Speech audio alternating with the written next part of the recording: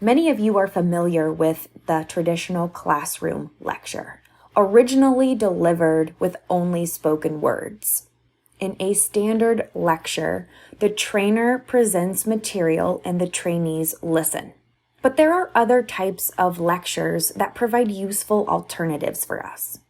In team teaching, 2 or more people share the responsibility, allowing them to share their unique expertise as well as the tasks associated with being a trainer.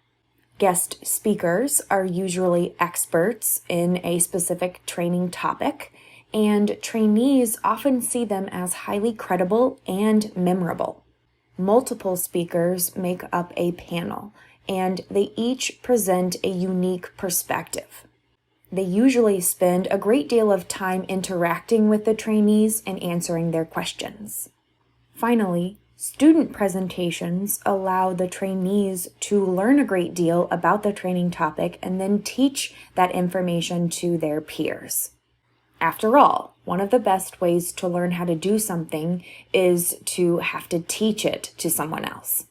Here are some of the advantages and disadvantages of lectures.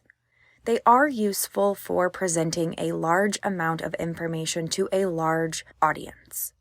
Lectures are effective for producing a variety of learning outcomes, especially verbal information. Compared to other methods, they are inexpensive and efficient. They may be one of the only options for some companies, especially when the trainer is the main source of expertise about the training topic. Although lectures are the most widely used method, it has a terrible reputation among trainees, known for being boring and pointless. Lectures also have a terrible reputation when it comes to transfer. Trainees learn passively and aren't as involved in the material as they can be with other methods. There are no opportunities for practice, feedback, observation, or interaction with others. Plus, lectures don't have a strong connection to the work environment.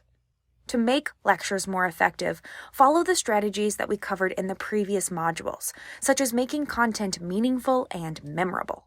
Combine lectures with other methods and techniques.